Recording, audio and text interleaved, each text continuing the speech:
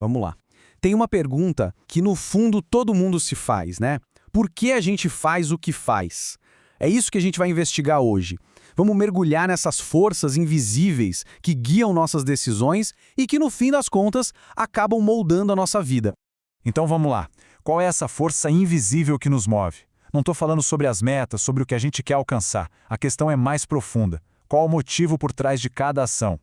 Já parou para pensar por que uma pessoa age de um jeito e outra, vivendo exatamente a mesma coisa, age de um jeito completamente diferente? É esse o mistério que a gente vai desvendar. E é aqui que a gente se depara com um paradoxo, uma coisa bem doida.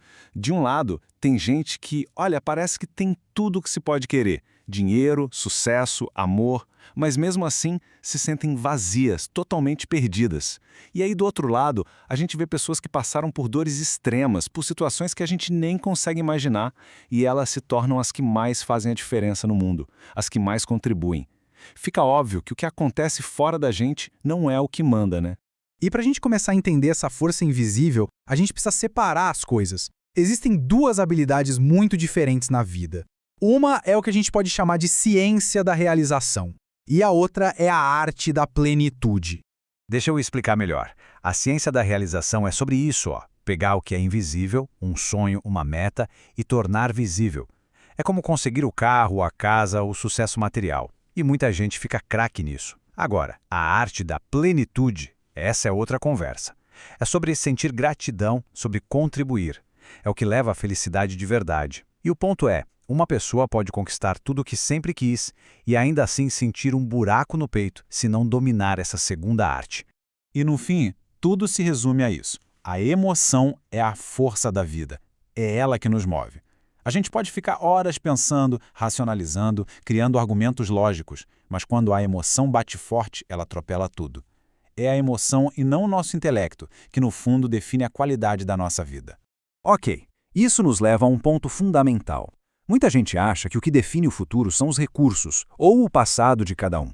Mas não é nada disso. O que realmente define tudo é o poder das nossas decisões. A gente sempre ouve a mesma ladainha, não é? Ah, se eu tivesse dinheiro, ah, se eu tivesse tempo, ah, se eu tivesse a tecnologia ou os contatos certos. Isso é só a desculpa da falta de recursos. Mas a verdade é que o que realmente faz a diferença não são os recursos, e sim a desenvoltura. Criatividade, determinação, paixão, com isso se encontra um jeito. Esses são os verdadeiros superpoderes e eles nascem, claro, da emoção. É por isso que a decisão é o poder supremo. Sabe, o passado não define o futuro. A nossa biografia não é o nosso destino. A coisa mais poderosa que existe para mudar qualquer área da vida, e mudar na hora, é tomar uma decisão. No momento em que uma decisão real é feita, um caminho totalmente novo se abre. E olha que interessante, esse processo de decisão acontece em 3 passos, o tempo todo. A primeira decisão é sobre o foco, em que a gente vai prestar atenção. A segunda é sobre o significado. Tá, o que isso que está acontecendo significa? É o fim ou é o começo? É um castigo ou uma bênção? E a terceira decisão é sobre a ação. Ok, e agora? O que eu vou fazer a respeito? Pensa só, são essas 3 decisões tomadas de novo, e de novo, e de novo que vão moldando a nossa vida. Ok, mas o que move essas decisões? Por que a gente foca em certas coisas e não em outras? Por que damos um significado X e não Y? Bom, a resposta para isso está em algo mais profundo, as 6 necessidades humanas.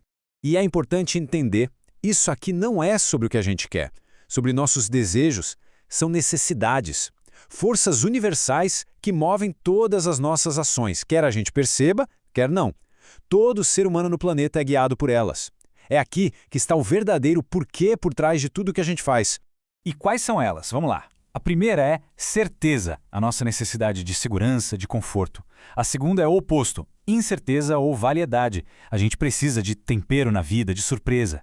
A terceira é importância, a necessidade de se sentir único, especial. A quarta é conexão e amor. A gente precisa se sentir parte de algo. E as 2 últimas são crescimento e contribuição. Essas 4 primeiras, certeza, variedade, importância e conexão com o amor, são chamadas de necessidades da personalidade. E olha que louco, todo mundo encontra um jeito de preencher essas necessidades. Todo mundo. seja de uma forma positiva, construtiva ou de uma forma totalmente destrutiva. Não importa como, a gente vai dar um jeito de satisfazê-las. Mas a plenitude de verdade, aquela felicidade que dura, ela vem das duas últimas: crescimento e contribuição. Essas são as necessidades do espírito.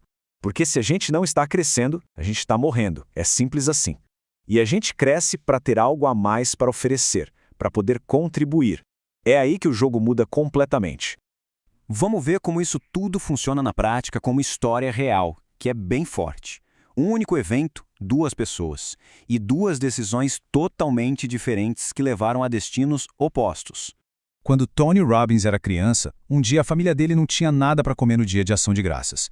De repente, um estranho bateu na porta e entregou uma cesta cheia de comida.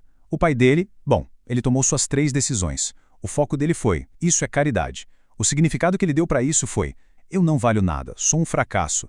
E a ação dele foi ir embora e abandonar a família. O Tony, criança, vendo a mesma cena, tomou outras decisões. O foco dele foi na comida. O significado que ele deu foi completamente diferente. Uau, tem comida e estranhos se importam com a gente? E a partir daí, ele tomou a decisão que definiu sua vida. Se estranhos se importam comigo, eu também vou me importar com eles. Um dia, eu vou retribuir. E o resultado dessa decisão tomada quando ele tinha só 11 anos? Tá aí, a fundação dele hoje alimenta milhões de pessoas anualmente. É o poder de uma decisão. A mesma circunstância, mas um foco diferente, um significado diferente e uma ação diferente. E o resultado foi outro mundo. No final das contas, a lição é poderosa. A verdadeira plenitude não está em suprir apenas as nossas necessidades básicas.